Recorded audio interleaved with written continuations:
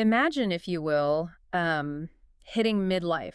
You have put in the grueling years. Right, the endless grind. Exactly. You've navigated the relentless, exhausting grind of society, all the endless spreadsheets, the societal expectations, and you are finally expecting things to, sort of slow down a bit. You're ready for the quiet life. Yeah. Maybe you take up gardening. Maybe you finally tackle that teetering stack of books on your nightstand. You anticipate a well-deserved winding down. But instead of a quiet retirement, the universe just throws a massive curveball at you. You inherit an ancient, magically fortified mansion. As one does. Right. And you are physically transformed into a mythical, nearly extinct female gargoyle. Which is quite the physical choice. Oh, completely. And suddenly, without any formal training whatsoever, you find yourself leading an army of supernatural misfits against this highly organized, deeply corrupt, magical regime. It's wild. It is. We are diving straight into the world of magical midlife rogue today. This is book 12 in the Leveling Up series by K.F. Breene, and we want to understand exactly how a group of utter outcasts manages to completely dismantle the rigid, traditional power structures of an entire magical world. Yeah, we are looking at an absolute masterclass in disruption here. So welcome to another deep dive. I'm really excited about this one. Me too. It is a phenomenal case study in, systemic upheaval. And what makes this deep dive so compelling for you, the listener, is the composition of this disruptive force. Because they're not normal. Not at all. We are not talking about a polished, highly trained military unit here. We are analyzing a terrifying rogue shifter alpha, a brilliant but socially abrasive mage, a genuinely senile vampire. I love Edgar so much. He's amazing. And a tech-savvy human who proudly refuses the traditional non-magical label of a Jane. Yes, Fred. Right. They are dismantling an entrenched magical ecosystem, not by playing a better game, but by completely destroying the board and rewriting the rules of engagement from scratch. I kept thinking about this specific analogy while reading through our stack of sources for this deep dive. Have you ever watched a completely chaotic, sleep-deprived tech startup just annihilate a stuffy 100-year-old legacy industry? Oh, totally. Like watching Blockbuster go down. Yes, exactly. The legacy executives are sitting in their mahogany boardrooms, obsessed with quarterly reports and dress codes, and suddenly this startup kicks the door down. And they're in sweatpants. Right. They are wearing sweatpants, they haven't slept in 3 days, but their product is so undeniably superior that the legacy players are paralyzed. Except, in this universe, instead of disruptive software, Jessie's team is dealing in brute force magical trauma. And weaponized psychological warfare. And literal mythical thunderbirds. I mean, they walk into the room, kick over the table, and declare, we do things differently now. Yeah, and the establishment is horrified. But entirely powerless to stop them. The startup analogy is actually, it's perfectly aligned with the socio-political dynamics we see in the text. Do you think so? Oh, absolutely. The legacy industry here is a deeply entrenched, patriarchal, and highly stratified magical society. Very stuffy. Exactly. It's an ecosystem that relies entirely on ancient rules of decorum, bloodline lineage, inherited power. And you'd advance by knowing the right people and following the right archaic rituals. It's all about who you know. Right. And Jessie, as a newly turned gargoyle sorceress and her found family, they represent an existential threat to that ecosystem. Because they don't care about the rules. They don't even know half the rules. So our focus today is tracing their evolution in this specific text. We're looking at how they transition from being a reactive defensive force, constantly putting out fires, right? Yeah, surviving assassination attempts left and right, how they go from that to becoming the undisputed apex predators who dictate the global terms of engagement. So to understand that transition, we have to look at the first major hurdle they face in this part of the story, which is penetrating the territory of an original alpha shifter named Drex. The Mad King. The Mad King. Now, the rumors surrounding Drex in the magical world are the stuff of absolute nightmares. He is widely reputed to be a volatile, bloodthirsty madman. A total psychopath, if you believe the gossip. Right. The shifter rumor mill is just packed with these gruesome, terrifying threats about what happens to anyone who even thinks about crossing into his borders unannounced. Like heads on spikes kind of rumors? Yes. If you listen to the gossip, he kills visitors on a whim and mounts their heads. And the physical approach to his territory is meticulously designed to reinforce that exact psychological barrier. Oh, the staging ground description is incredible. The motel. Tell us about the motel. Well, the text gives us this incredibly evocative description. They do not arrive at some grand, intimidating gate. They start in a depressing, ramshackle motel on the absolute outskirts of civilization. It's so gross. It is. The sources highlight details like a tobacco yellow wall and a faux leather chair with hastily glued-on patches. I can smell it just talking about it. Right. From the perspective of the human world, or the dick world, as the magical community affectionately calls non-magical individuals. Which we will definitely get into. No, for sure. But from that perspective, this is simply a dying, forgotten town. But structurally, it sits right on the border of what the locals call haunted woods. Those are haunted woods. Yeah, and those woods serve as a massive, spooky buffer zone. The atmosphere is just thick with dread. There is this brilliant, darkly comedic detail where their butler, Mr. Tom, absolutely refuses to let Jessie sit on the motel couch without a protective blanket. He is genuinely terrified of that couch. He is. He is convinced she is going to contract a staph infection or gangrene from the highly suspicious brown stains on the upholstery. It's such a great detail. It perfectly sets up this gritty, dangerous, hopeless expectation. You, as the reader, you're bracing for them to walk through those haunted woods and find a dystopian war zone run by a feral warlord. You're expecting Thunderdome. Yes, but then they cross the tree line and the reality completely shatters the expectation. It's the exact opposite. They find a picturesque, thriving, idyllic cobblestone town. We are talking cute little walkways, artisanal cafes, modest, well-kept houses, children playing in the streets. It's like a Thomas Kincaid painting. Exactly. The terrifying Mad King is essentially running a highly functional, magical bed and breakfast. It is a masterful subversion of the narrative buildup. Yeah. But more importantly, it requires us to unpack the mechanics of the Mad King strategy. Right. Why fake it? Exactly. We have to ask the critical question. Why would a genuinely competent, protective leader who has clearly invested massive resources into building a safe and thriving community actively cultivate a reputation as a bloodthirsty psychopath? It seems counterintuitive. It does. But to understand the mechanism here, we have to differentiate between an original alpha and a generational alpha. Okay, break that down for us. A generational alpha is born on third base. They inherit an established pack, a massive treasury, a fortified power base, a legion of trained enforcers. They just step right into the role. Right.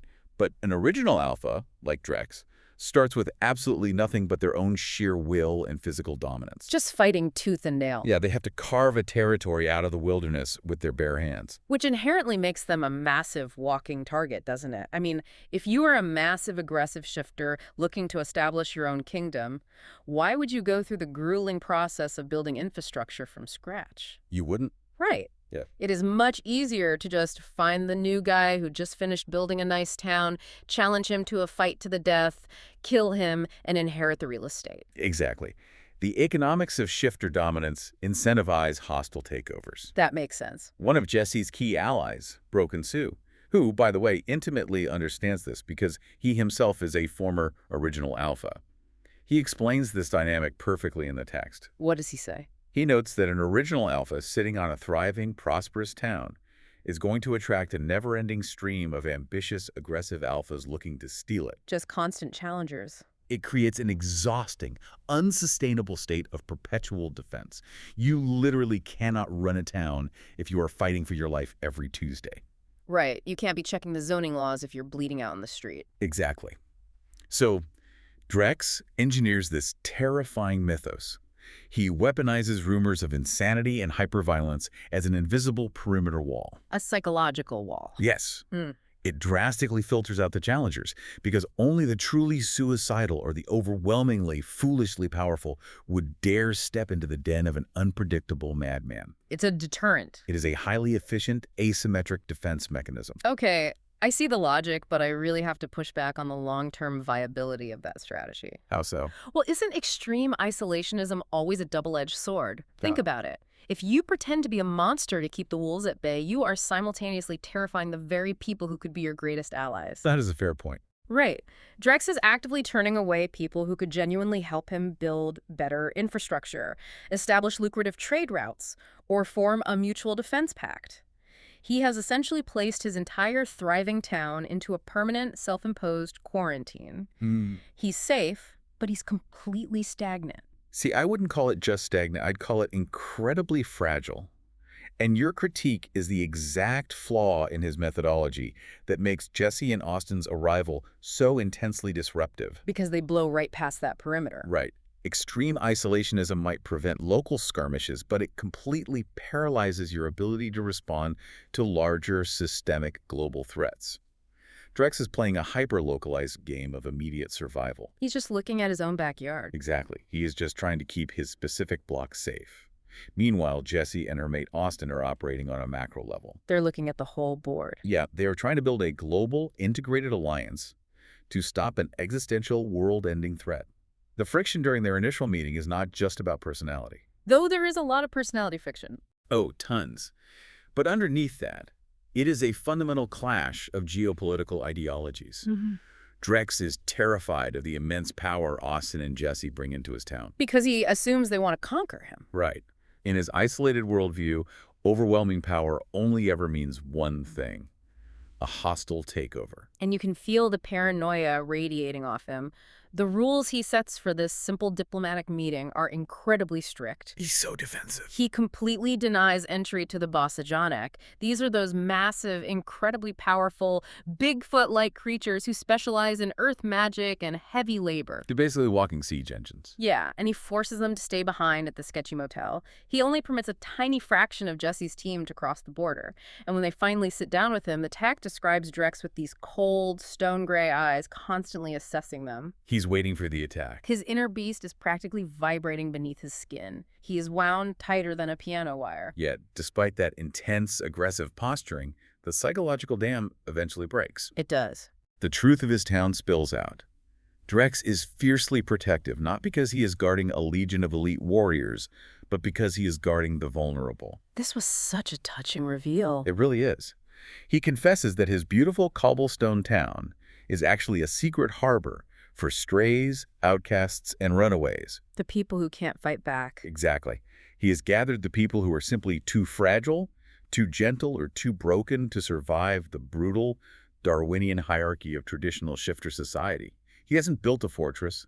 He's built a sanctuary. And this is where the narrative takes a massive, incredibly complicated turn, because Drex isn't just hiding vulnerable shifters. Well, he's taking a much bigger risk. He is harboring the one specific demographic that shifter culture historically fundamentally despises and deeply distrusts. He is hiding mages. As the team is casually walking through this idyllic town trying to absorb all this new information, they are suddenly violently attacked. Completely out of nowhere. Out of nowhere, a mousy, unkempt woman named Merelda dives behind some parked cars and starts lobbing lethal spells directly at them. The irony of that moment is incredibly sharp, isn't it? It really is. Drex has spent years cultivating this elaborate, terrifying external persona to keep threats from breaching his walls. And the most immediate, lethal threat ends up coming from the very people he is trying to protect inside those walls. Exactly. Now, Jessie's mages, Sebastian and Nessa, are highly trained, and they neutralize the attack relatively easily.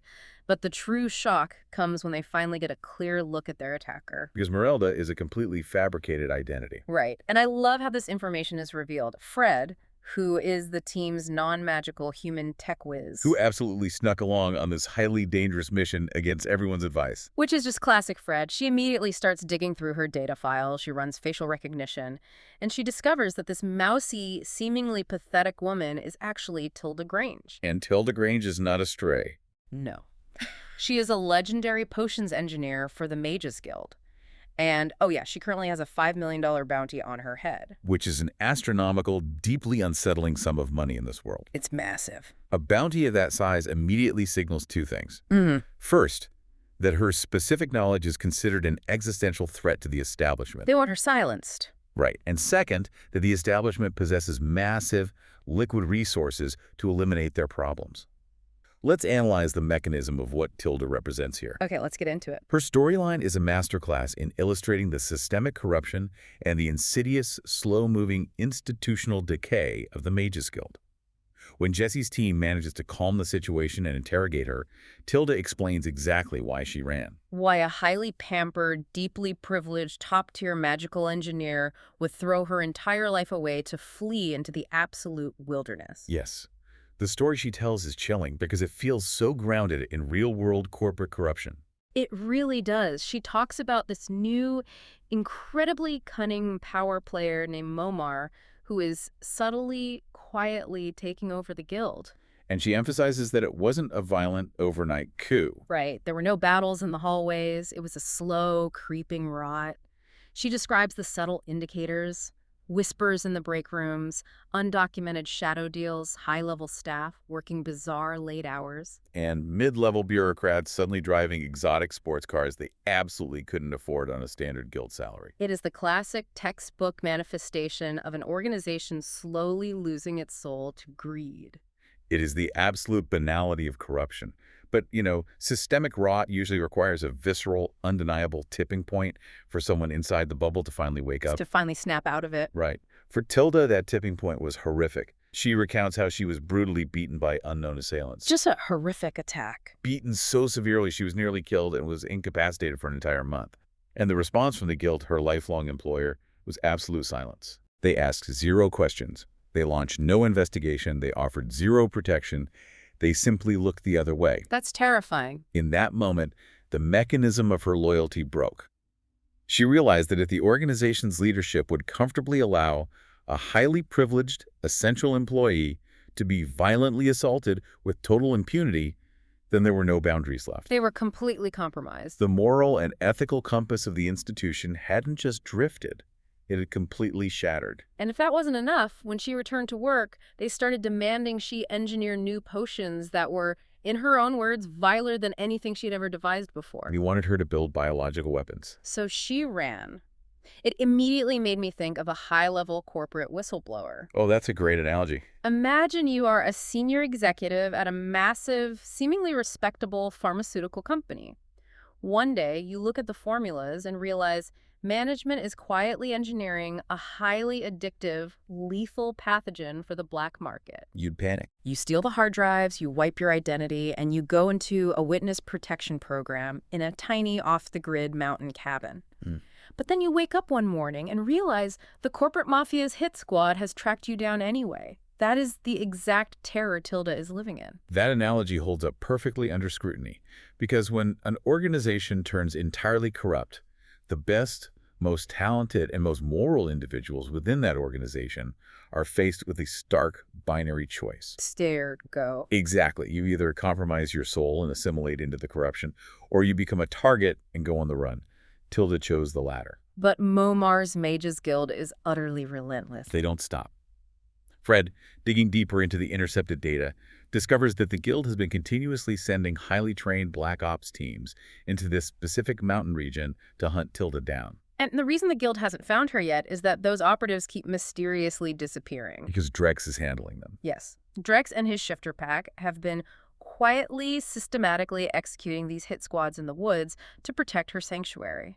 Which is just wildly, unsustainably dangerous. It's crazy. Drex, this incredibly isolated shifter alpha, is basically swatting at individual hornets with a baseball bat, completely failing to realize he is standing directly on top of the nest. You can't keep it up forever. The guild possesses nearly infinite resources. They are never going to stop sending teams, which raises a massive world-altering question for the broader magical ecosystem. What happens when an unstoppable force meets an immovable object? Yes, when Momar's utterly ruthless, rapidly consolidating Mages Guild hits Jessie's rapidly growing, violently protective alliance. We are looking at the precipice of a magical Cold War that is about to turn violently hot. We have to look at Momar's true objective here. It's not just about getting Tilda back. No, he doesn't just want political influence or a larger market share of potion sales. He is seeking a total, unassailable monopoly on magical survival itself. Control the medicine, control the people. Exactly. If he successfully controls the mages and systematically assassinates anyone who possesses the knowledge to oppose him, then the shifters, the gargoyles, and all other magical beings will be trapped. Because they fundamentally rely on mages for medical healing, warding, and infrastructural advancement. Right. they will be rendered entirely dependent on his goodwill. He is attempting to control the supply chain of magic itself. And the brilliance of the writing here is how this massive geopolitical conflict is mirrored in the intensely fraught interpersonal dynamics of Jessie's own team. Oh, the tension between Sebastian and Tilda. Yes, because Sebastian, who, let's remember, operates in the underground mage world under the absolutely terrifying, lethal persona of Elliot Graves, he has a deeply rooted, highly personal grudge against Tilda. It goes way back. The sources dive into this dark history. Years ago, when Sebastian was captured and being brutally, systematically tortured, Tilda was in the room. And she didn't do anything. She just stood there. She watched him passively. She showed no emotion, offered no help, and expressed no remorse. Sebastian remembers that trauma vividly. It is burned into his psyche. This is a crucial element to analyze, because it highlights the profound psychological toll of the traditional mage culture. How it breaks people. Exactly. To survive and rise in the ranks of the guild, Tilda had to systematically numb herself to the suffering of others. She became a product of her environment, cold, detached, and complicit. She had to shut her humanity off. Right. And Sebastian, who was a direct victim of that exact culture, now has to look across the room and confront one of the silent bystanders to his worst agony. That has to be so triggering. It is. But this is exactly where the mechanics of Jessie's leadership become absolutely vital. Because she steps in. She has to. A lesser leader would let the team tear itself apart over this. But Jessie forces them to look past their deeply valid, highly personal vendettas. She enforces a tactical pragmatism. Yes. They cannot afford the luxury of infighting when the actual architects of that systemic trauma, Momar, and the lethal apparatus of the guild are literally closing in on their location. And they are closing in incredibly fast because the guild realizes their scouts keep vanishing, so they stop playing games. And bring out the big guns. They really do. They don't send 1 or 2 spies this time. They send a massive, heavily armed, highly coordinated team of magical mercenaries straight to the borders of Drex's town. The time for diplomacy is over. The talking completely stops and the brutal violence begins. And this is the moment where Jessie has to show Drex and the invading mercenaries exactly why she is the most terrifying, unpredictable player on the board. The tactical execution of this specific battle is genuinely fascinating to break down. I love reading this part. It's so cinematic. We have to understand the mechanics of Jessie's power. She is a sorceress tied directly to the ancient ley lines of Ivy House. It's old magic. Very old. Yeah. Her magic is ancient, it is vast, and it's fundamentally structurally different from the refined, highly engineered, modern spells utilized by the Mages Guild. Because it's so raw. Right. Because her reservoir of power is so overwhelming and volatile, she cannot simply stand on the ground in a forest and fight hand-to-hand like a traditional combat mage. She'd blow up her own people. The collateral damage to her own team would be catastrophic. So she completely changes the spatial geometry of the battlefield. She takes to the sky. Carried by Tristan, who is a massive, incredibly powerful gargoyle warrior. I absolutely love the visual cinematic quality of this sequence. They are essentially running an aerial superiority campaign against ground troops. That's exactly what it is. Let's really unpack the tactical genius of what they are doing. They employ a highly coordinated dive bombing strategy. Tristan uses his massive wingspan to fly her high above the tree line, out of range of standard spells. She's safe up there. Right. Then they enter a steep dive. As they plummet toward the canopy, Jessie unleashes absolute, devastating magical artillery on the mercenaries. Just raining fire down. And simultaneously, while attacking, she is projecting massive magical shields over her own ground fighters, the shifters and gargoyles who are engaging the enemy in the thick woods below. The critical mechanism at play here is energy conservation and advanced spatial awareness. Because she can't do it forever. No, the sources explicitly detail the mechanics of their flight plan. They dive. She inflicts massive kinetic and magical damage. She momentarily shields the vulnerable allies. And then Tristan immediately uses his momentum to pull her aggressively back up and out of the fray. You're doing hit and runs. Exactly. They absolutely do not loiter in the combat zone. If she were to hover near the ground, she would present a stationary, highly visible target. Everyone just shoot at her. But that would force her to expend massive, unsustainable amounts of magical energy just to maintain a constant 360-degree defensive shield against concentrated incoming fire. So she'd burn out. Right. By utilizing a strike-and-retreat methodology, she maximizes her offensive output while minimizing her defensive drain. It is a highly sophisticated, multi-tiered combat doctrine executed on the fly. And the magic she is actually using, it is wild, raw, and terrifying. It's practically elemental. Sebastian makes this incredible observation in the text. He notes that across the broader magical world, the sheer potency of magic has steadily dwindled over the generations. It's gotten weaker. The Mages Guild relies on intricate, highly engineered, very precise, but ultimately much weaker spells. Why? Because of centuries of political infighting? Right, they killed off all the heavy hitters. The most powerful mages spent hundreds of years assassinating each other, and the resulting culture prioritized subtle political maneuvering and safe, repeatable formulas over raw elemental power. It became domesticated. Yes, and Jessie, because she draws directly from the ancient, untapped reservoir of Ivy House, represents a terrifying regression. She's a throwback.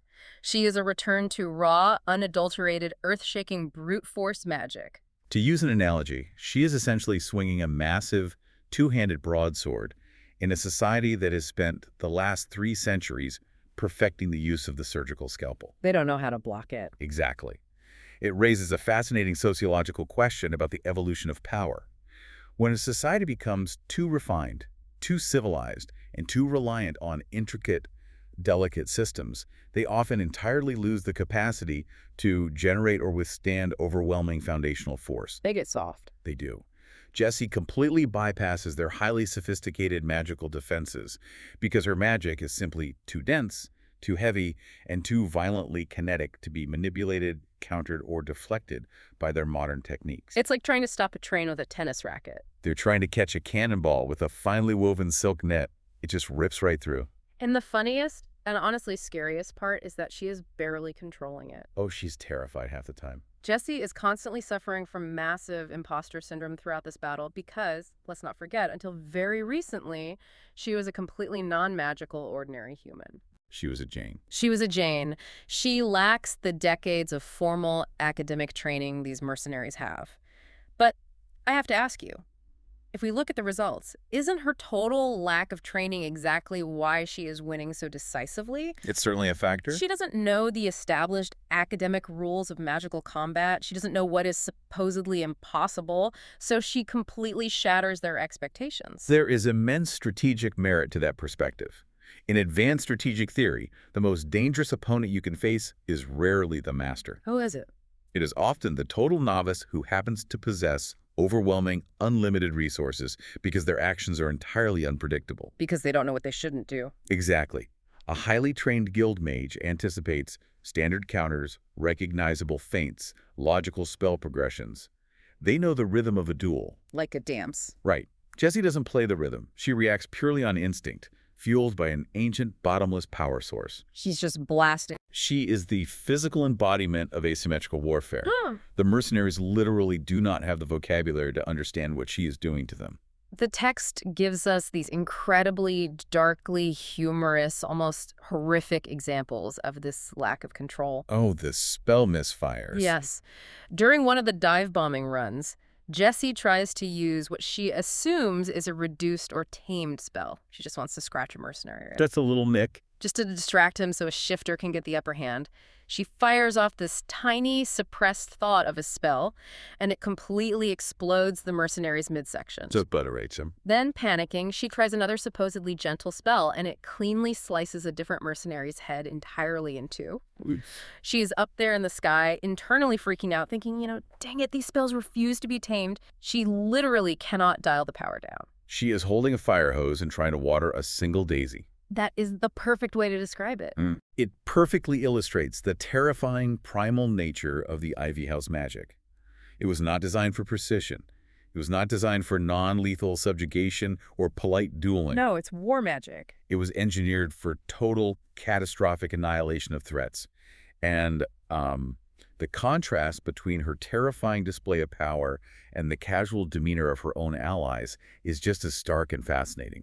Oh, you're thinking of Syra? Syra's amazing. Oh my gosh, I have to talk about Syra. This is a legendary, mythical creature of fire, rebirth, and ancient destruction. A literal phoenix. And what is she doing during this incredibly tense, life-or-death build-up to the mercenary attack?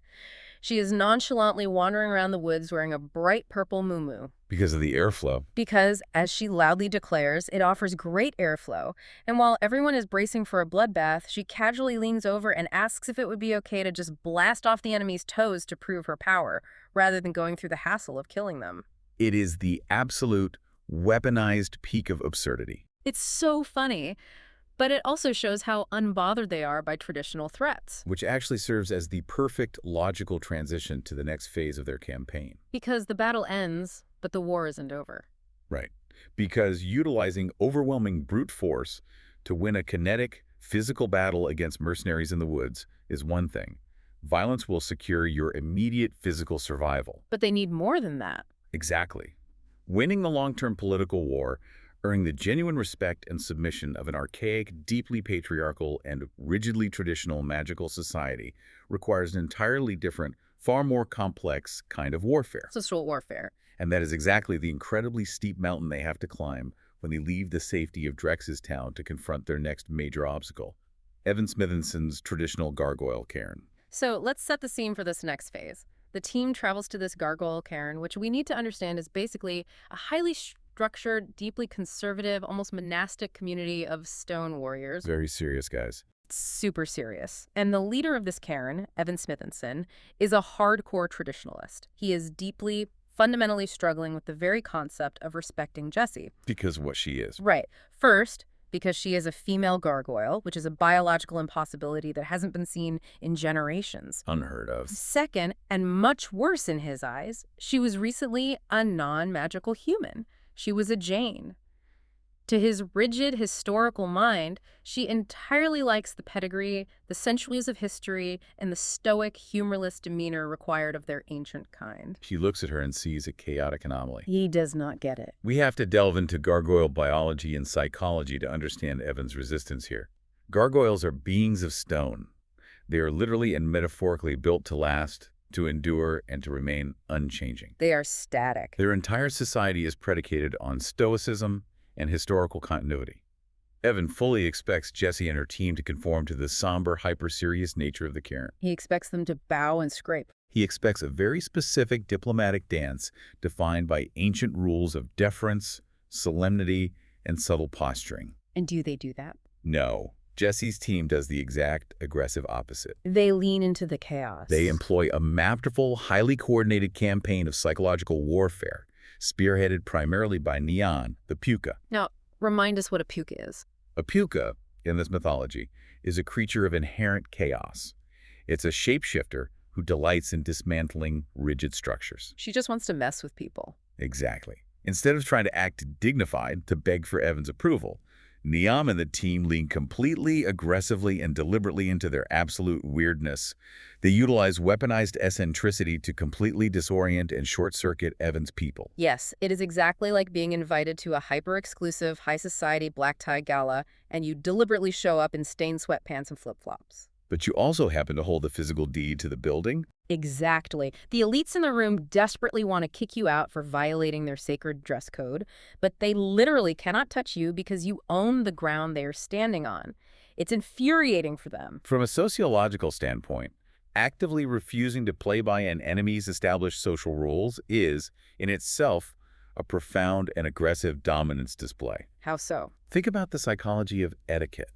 If you enter someone's sovereign territory and meticulously conform to their specific etiquette and traditions, you are implicitly, subconsciously acknowledging their authority over you. You're submitting to their game. Right.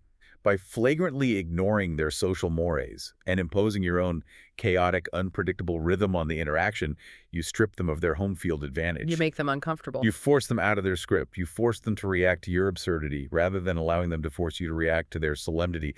It is a brilliant power move. And the execution of the strategy is just hilariously, beautifully petty. Let me give you my favorite example from the sources. Oh, the bar scene. The bar scene. Neum, fully embracing her role as the agent of chaos, forces Edgar, who, as a reminder, is a genuinely senile but incredibly lethal ancient vampire, and Sebastian, to wear matching dramatic capes into the local gargoyle bar. It's so good. Imagine the scene. This bar is filled with massive, brooding, traditional stone warriors expecting a tense standoff. In walk a vampire and a dark mage in matching capes. Yeah, swishing around. The traditional gargoyles are glaring at them, their brains completely stalling out, entirely confused and deeply offended by the sheer ridiculousness of the attire. And Edgar's loving it.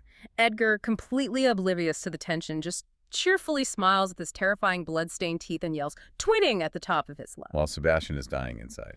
Sebastian, who is supposedly the terrifying, legendary Elliot Graves, is practically dying of internal embarrassment. That acts like a needle popping a balloon. It completely, instantly shatters the serious, hyper-macho atmosphere the gargoyles were trying so hard to project. It entirely dismantles the threat through sheer, unadulterated absurdity. They don't know what to do. The gargoyles in that bar are mentally and physically prepared for a physical challenge, a bar brawl, or a stoic, intimidating stare-down.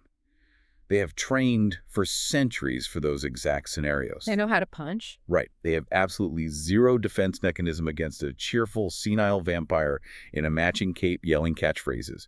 It completely short-circuits their traditional threat response programming.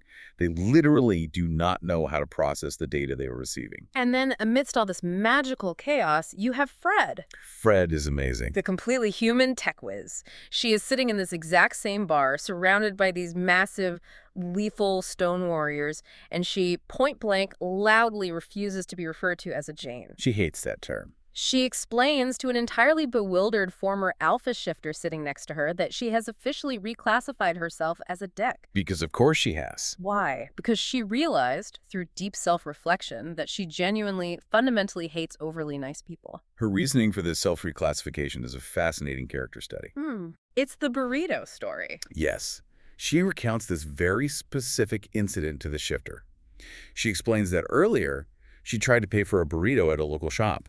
Normal transaction. But the shop owner, who lives in this idyllic, hyper-polite, heavily guarded shifter community, refused to accept her money out of sheer hospitality. Which Fred cannot handle. Fred, entirely unable to handle this level of unearned kindness, threw the cash on the counter and literally sprinted away down the street. Just running from niceness. And the shop owner, who happened to be an 80-year-old shifter, effortlessly sprinted after her, caught her in seconds, forced the money back into her hand, and gave her a comforting pat on the back. It's the ultimate defeat for her. Fred explains that her response to this was a total existential crisis. She deeply hates that she lacks the physical capability to outrun an octogenarian, and she hates even more that she is deeply personally annoyed by his genuine, unsolicited kindness. She just wants to buy her burrito. She prefers the abrasive, transactional nature of the human world. It is just brilliant, grounded character work. Think about how relatable that is. Have you ever just wanted to be a grumpy curmudgeon for a day and society simply won't let you? We've all been there. Fred fully, unapologetically embraces her flawed, abrasive human nature in a room full of magical beings who are taking themselves way, way too seriously.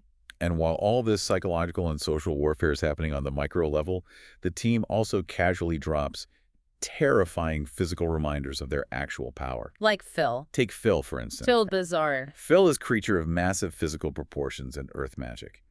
He is standing in this tense gargoyle bar wearing a traditional kilt and a literal construction hard hat. As one does. A massive, highly trained guardian gargoyle decides he has had enough of the disrespect and tries to start a physical altercation. He steps up to Phil. Phil doesn't posture, he doesn't growl, he just lazily, effortlessly picks this massive stone warrior up with his bare hands and throws him entirely out the front door and into the street, purely to keep the peace so he can finish his drink. Just tosses him like a rag doll. That specific combination, complete, aggressive social irreverence, backed up by casual, undeniably overwhelming physical power, is exactly what makes Jessie's convocation completely unstoppable. They don't fit in any box. They are not trying to assimilate into the magical world. They are aggressively, unapologetically remodeling it to fit their needs. And beneath this hilarious, chaotic exterior, a very serious structural political shift is taking place. A huge shift. This brings us to a key outsider who is silently witnessing all of this chaos and realizing exactly what Jessie is actually building beneath the surface. John. Yes, which transitions us beautifully into the final, most crucial phase of this journey, the evolution of leadership in the Alpha Conclave. This is where everything changes. So traveling quietly with Jessie's team is a character named John. But John is a shadow of his former self. He used to be widely known and feared as Yazanth Goldenfang. A major player. He is a broken, traumatized rogue alpha who lost his pack to violence and has essentially been living in a state of depressed exile. He is silently observing every single decision Jessie makes. Just watching the gears turn. And it's important to note that initially, Jessie is really struggling with the mantle of leadership. She confesses to her inner circle that she feels like a passenger to Austen's deeply ingrained shifter politic. She feels out of her depth. She consistently lets her mate take the lead in negotiations because he intimately knows the ancient alpha dynamics and the historical rules of engagement. Her imposter syndrome is acting as a massive heavy anchor dragging her down. It really is. She still sees herself as the human woman she was a year ago. But when they're dealing with Evan, the traditionalist gargoyle leader who refuses to respect her, a fundamental internal shift occurs. What triggers it? The text gives us this beautiful symbolic moment. It describes her physically reaching out and tapping into her Ivy House pocket watch. Your watch. Now, we have to understand what this watch represents. It is not just a timepiece. It is a tangible, magical relic connecting her directly to the ancient, pulsing magic of her domain. It's your tether. In that specific moment of physical contact, the self-doubt evaporates. She doesn't just intellectually know she is the leader, she fully magically realizes she is the mistress of her people. She feels it. She feels the physical, biological connections to her gargoyles, the subtle, magical tugs of loyalty, duty, and shared life force. And right as she has this internal realization, Tristan delivers an external defense of her to Evan that is easily one of the most powerful, goosebump-inducing moments in all of our sources. Oh, Tristan's speech is incredible. Evan is standing there pompously judging Jessie for her lack of traditional decorum, her lack of a centuries-old history, and Tristan, this massive warrior, basically verbally eviscerates him. He destroys Evan's whole worldview. He points out the absolute blinding hypocrisy of Evan's position. Tell us what he says. Tristan's speech is nothing less than a masterclass in defining the true nature of leadership. He looks at Evan and says, in essence, you were handed a fully functioning cairn. You inherited everything. You stepped into a leadership role that was already perfectly defined for you, complete with working infrastructure, historical wealth, and a loyalty that was prepackaged and handed to you at birth. It was easy for him. Then he completely contrasts Evan's privileged existence with Jessie's brutal reality. In a single chaotic year, Jessie had to literally build an army from the dirt up. From nothing. She had to learn an ancient, overwhelming, volatile magic system that constantly threatened to consume her. She had to figure out how to run the mundane commercial businesses that actually fund and feed her people. Right, they have to pay the bills. Exactly. And simultaneously, she has been trying to unite a fractured, deeply prejudiced magical world against an existential global threat. Mamar and the Guild. Tristan emphasizes that she's the absolute beating center of their collective survival. If she fails, they don't just lose an election, they all physically die. The stakes are astronomical. It is such a profound, sobering reframing of what it means to be in charge. True leadership isn't about your pristine pedigree. It's not about the bloodline. It isn't about how well you wear a tailored suit or how perfectly you execute a traditional bow or how many generations your family has held a specific title. Then what is it? True leadership is about your capacity to bear the absolute crushing daily weight of your people's survival squarely on your own shoulders without breaking. Wow. And that profound burden is exactly why Jessie's rapid rise is an anomaly that fundamentally forces the entire magical world to adapt to her rather than the other way around. She bends the world to her. She isn't just a political figurehead giving speeches. As a female gargoyle, which, again, breaks all known biological rules of their society, she possesses entirely unique, deeply intimate magical abilities. Like the healing. Yes. She can magically, physically heal her warriors mid-battle. She can forge deep, empathetic, telepathic battle bonds with her team. Allowing them to communicate silently. And synchronize perfectly in the chaos of combat. She is literally biologically forcing integration across different magical species through her magic. So having realized all of this, Austen and Jessie look at Evan.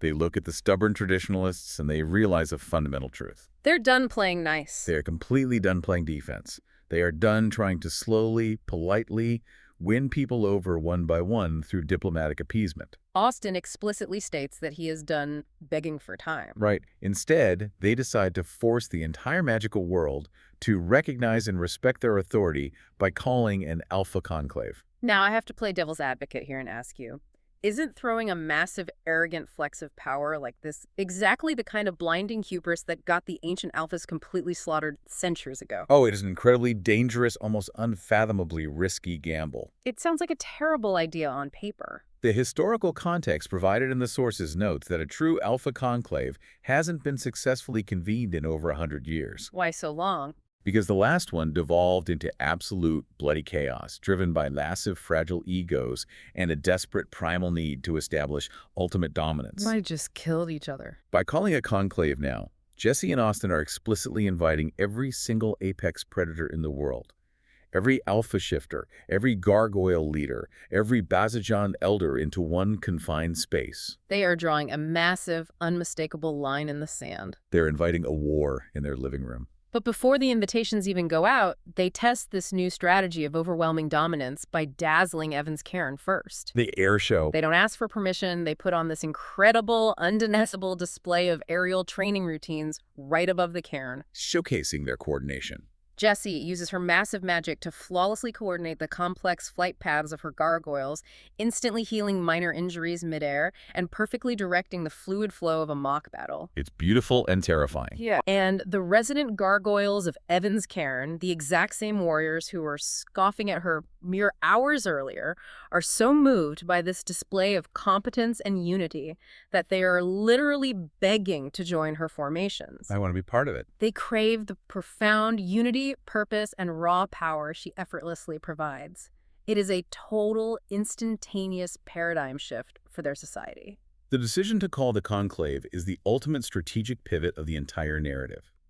They are loudly signaling to the entire magical ecosystem that the era of hiding in the shadows, of localized packs fighting localized petty skirmishes, is officially over. They're declaring themselves the undisputed apex predators of the New World. And they are making this terrifying move because they have accurately calculated that Momar and the corrupt Mages Guild will simply pick them off one by one, pack by pack, if they remain fractured and divided by ancient prejudices. They have to unite or die. The conclave is not a negotiation. It is a global ultimatum.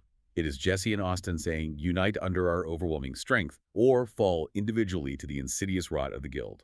To bring our analogy full circle, it is the sleep-deprived startup, finally, aggressively acquiring the massive legacy industry in a hostile takeover. They're buying out the competition. They have secured their base, they have proven their product, and they are fully ready to take the fight directly to Momar's doorstep.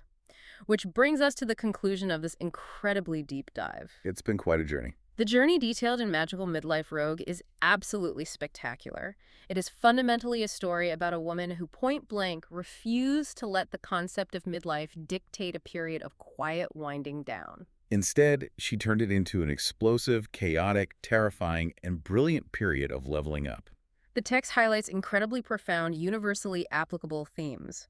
We see in granular detail how a deeply bonded found family of societal outcasts can strategically outmaneuver ancient, entrenched aristocracies. We see the mechanics of how weaponized eccentricity and calculated absurdity can entirely break down rigid, insecure traditions. Like wearing matching capes to a bar fight.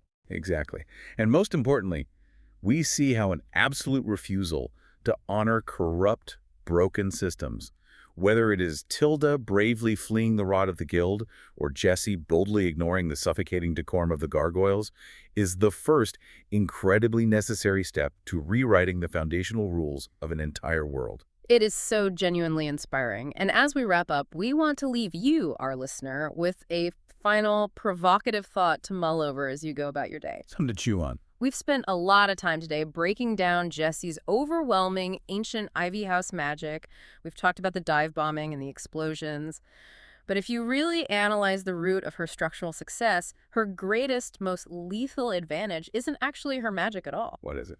Her greatest weapon is her human past. That is the ultimate insight. Because she spent the first half of her life as a completely powerless, ordinary Jane, she intimately understands exactly what it feels like to be vulnerable in a dangerous world. She knows what it's like to be at the bottom. She knows how to look at these massive, broken, highly stratified magical systems entirely from the outside. She is completely unburdened by the blind spots of ancient tradition.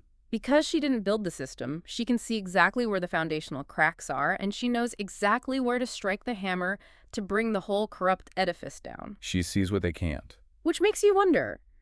Think about your own life, your career, or the industry you work in right now. What vital outsider perspective are you currently ignoring or dismissing simply because it doesn't look or sound the way tradition dictates it should? Are you turning away the brilliant person in the metaphorical sweatpants who actually holds the blueprint to the future just because they didn't follow the established dress code? Are you desperately clinging to a dying legacy model while a chaotic, brilliant startup is getting ready to kick down your door? Right. Remember, sometimes the most profound, world-altering disruption comes directly from the person who didn't even know the rules existed in the first place. Thanks for joining us on this deep dive. We'll see you next time.